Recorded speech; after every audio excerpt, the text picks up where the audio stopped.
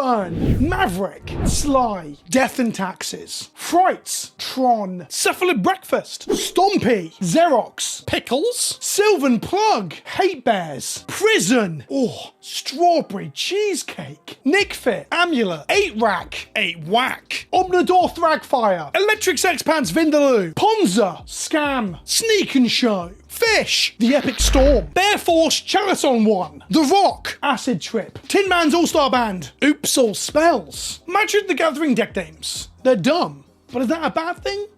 I don't think so. In today's video, I want to talk about Nick Miller's tweet about deck names. Look, this is not a slight to Nick Miller.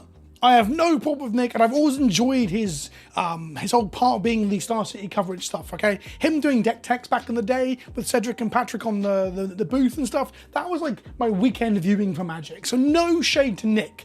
I do just think this opinion's a little bit silly. Playing at the LGS today, people were talking about Modern, and one person kept mentioning that they played Scam. Two players asked what deck is Scam, another player asked what does the card Scam do? Almost like it's a terrible name for a deck. Now, he has clarified elsewhere that his main point is that he doesn't like the name Scam for the red-black Evoke deck in Modern. So in reality, that's his actual point. But what got extracted from it in the wider conversation is about whether deck names are stupid or not. And he did talk about in subsequent tweets about how Star City and Wizards have moved away from using names that aren't clear as to what they are in the first place, what the decks are. I want to unpack that. So I think cool deck names are cool. That's why I call them cool.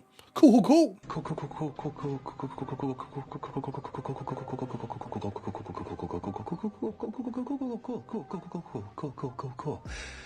Cool. This video is brought to you by CoolStuffInc.com. Use the link in the description below or the code Kenobi at checkout to get 5% off your order and to help support the show. The deck in Modern that plays both Grief and Fury and uses them to basically, they evoke them for free and then they reanimate them with a 1-mana black spell that says reanimate a creature that died this turn.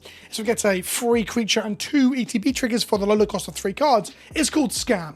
The reason it's called Scam is because some people came up with a name when it became popular on the Modern circuits in America, I don't know, several months ago when the deck really rose to prominence. Do I like the name? Not really. I just don't like the word scam that much. I don't think it brings hugely negative connotations. I've seen some people say that actually we should avoid the word scam because scam will make new players think it's a bad thing or some shit, which I think is bollocks, right? Like when you play or create a creature by not casting it, by cheating it into play, using a sneak attack or similar, we use the word cheat, and cheating has got a lot of negative connotations. People don't like Magic the Gathering cheaters. But we use the word cheat colloquially as part of our gaming vernacular, as part of our slang to mean putting something into play without paying its cost. Reanimating, sneak attacking, show and telling, eurekaing, and now I'm using card names as slang to mean effects that some of you might be watching this video and not know what they are. That's kind of part of how getting into a subculture or a game works. But anyway, scam is not a negative, well, it is a negative word, but in the case of calling a deck that, not really. Now, Wizards of the Coast not wanting to use scam on stream because they don't want to associate the word scam with Magic, sure. It feels very corporate, box checking, let's sanitize everything quickly. We don't want people being too creative. It might bring negative connotations to our brand synergy. So they went with Rakdos Evoke at the Pro Tour. And something I wanted to pick up there is people who are talking about this and saying that these deck names don't help new players to understand Magic. Well, what the fuck does Rakdos mean? First of all, Rakdos is a character within the game, and he doesn't show up in the deck. Rakdos is not a competitively viable card, none of the versions of him are, so he's not in it. Rakdos is also the name of the circus cult, the BDSM-obsessed, black and red checkered circus clowns that all worship and perform for Rakdos. Again, not a single fucking Rakdos card in there unless we include Blood Crypt. The point I'm getting at is that the word Rakdos itself brings baggage. For a new player to understand what that is, they have to ask. And a lot of people will say, oh, it means red-black. But I've got a fucking bone to pick about that. Ultimately, I think calling red-black decks Rakdos is perfectly fine, but for comedic effect and as a fun talking point, I want to point out how there's nothing Rakdos about this. Hell, not all red-black things are Rakdos. Colligan and his brood are one of the red-black parts of the Dragons of Tarkir block,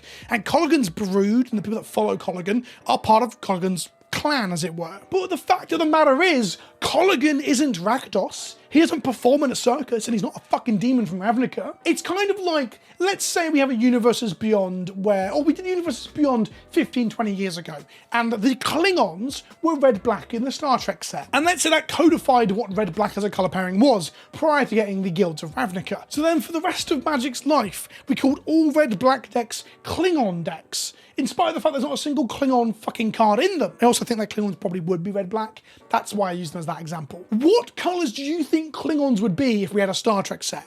Is it red-black? Comment down below. So my bone to pick is that we call everything under their colour schemes and stuff when they aren't. You're playing Abzan Reanimator, but you don't have anyone from the Abzan clan of Tarkia, then it's not fucking Abzan, is it? It's not Abzan unless it's from the fucking Abzan region of Tarkia. It's just Sparkling Reanimator. So Rakdos Evoke. That's the name instead of Rakdos Scan. And look, I get that Evoke itself will help players understand that it plays Evoke cards. I get that. But sometimes I don't want white rice and chicken. I want it spiced.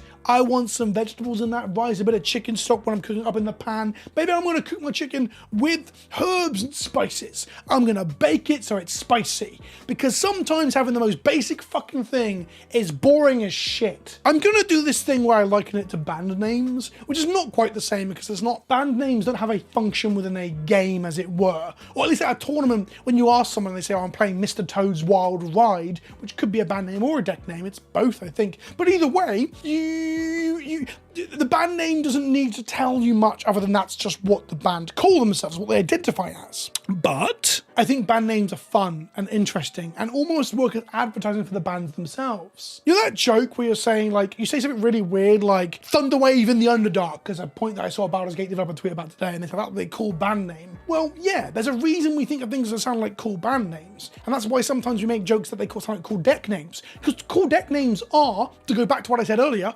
cool. One of my favourite decks in all of Magic is Death and Taxes. The mono-white aggro control deck. That's right, I'm using terms, all of which need unpacking if you're new to Magic. Hell, if you are a fresh-faced Commander player, some of these, that sentence might have made no fucking sense. But Death and Taxes got its name from this anecdote where somebody said at a tournament that there's three things certain in life. That death, taxes, and that someone will be playing mono-white weenie, which again, mono-white weenie needs unpacking. It means you're playing only white creatures that are small. That's the idea. Over time, that name has took on more connotations and understanding from the community. It's took on this idea that not only are you playing white weenie, like playing mono-white humans in Pioneer or white weenie decks in Standard isn't Death and Taxes as it would have been back then. Savannah Lions and white aggressive cards like Crusade or Honor of the Pure or whatever it was at the time. Not Honor of the Pure, a bit late. Either way, the point is, Death and Taxes has taken on more than that. The taxes element, which isn't to do with taxing, has become about taxing, as Glow Strider and Thalia was printed, as cards that were printed that you can use to interact with your opponent's mana base, Wastelands, Rishadan Ports and Ghost Quarters, ways to fuck with your opponent's plan and ask if they can pay the tax. Disruptive, mana-affecting elements have become part and parcel of what Death and Taxes and the associated hate bears. Another name that needs explaining is. Now, that is explaining, right? But I don't think explanations are bad. I don't think deep lore or canon, I know I'm saying that with a little bit of irony, but lore or canonical ideas within the subculture or the culture on the game is bad. When I hear another game culture say random shit that I don't understand, like no Johns, I'm not going to explain it, go Google it. Okay, I've just Googled it to make sure. I wanted to check that when Googling no Johns, I didn't get some sort of grotesque pornography and I've been tricked. But I think it's endearing. I think it's interesting.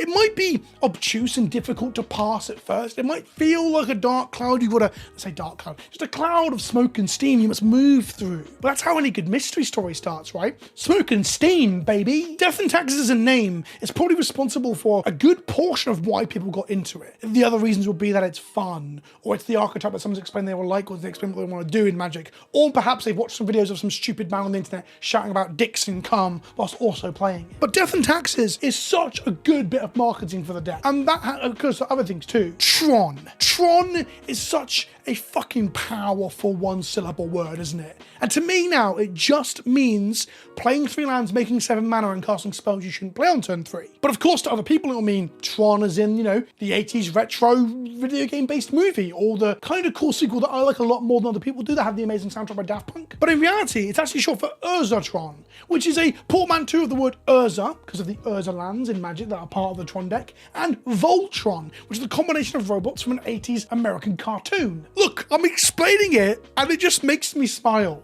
It's part of the culture, it's part of the history, it's part of us having these colloquialisms and this vernacular that ties us together as a community. I don't think that's a bad thing at all. I think it's weird that someone would argue against that. And there's interesting things here where some of this vernacular becomes so part of Magic that it gets like codified into the game. Mill is a good example of this. The idea of milling somebody, and the word mill is now on Magic cards for anyone who's been under a rock for like 4 or 5 years. But originally, mill was not part of Magic's actual codified language via the developers and the designers of Magic. Mill was a slang term for making you or your opponent, depending on who you're targeting, put cards from the library into their graveyard. And it comes from millstone. Millstone originally appeared in Antiquities. It's a 2-mana artifact that says for 2 mana, take the top 2 cards from target player's library and put them into the target player's graveyard. Millstones, obviously, in real life, I say obviously, but they're things that are used by mills to grind flour and grain and crush it to be processed into breads and such, or be put into granaries. I say this,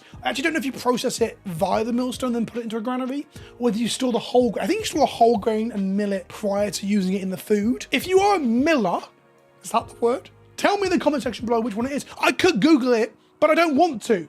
Engagement bait, baby! But isn't this wonderful that the designers of the game thought of this thing that grinds people down slowly, and then developed a card called Millstone that grinds your opponent down slowly, and then we took the word mill from that as a community and started to regularly use it to mean target player puts 2 cards or whatever number of cards from their library into their graveyard, and then that became synonymous with actually the erasure of memory and mind, because milling is like the pages of your library, your memory of spells being destroyed from a thematic perspective, and that's how cards started to depict the act of milling, and now the word mill is on those cards that show fraying sanity, for example. I think that's wonderful. I think history like this is interesting. I can't be the only fucking one. I'll never forget my first beloved standard deck, the one that I really fell in love with was Junk Reanimator. And for a while, I thought it meant Junk Reanimator because I'm reanimating junk stuff in my graveyard into play. In this case, Crater Hoof Behemoths, Angels of Serenity,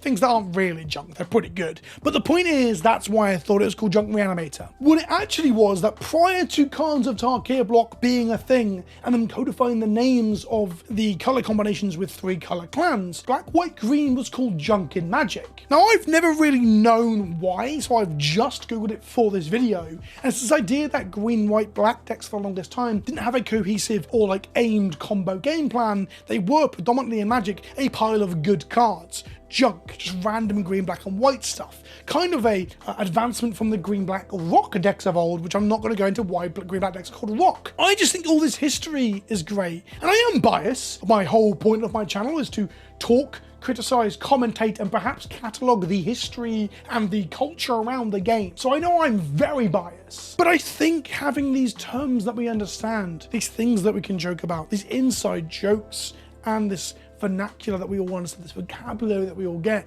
is good. It helps to create the gathering, it helps to create the community. Do you pay the 1? Do you hate Tron? Fuck Oko, am I right? Inside jokes are great.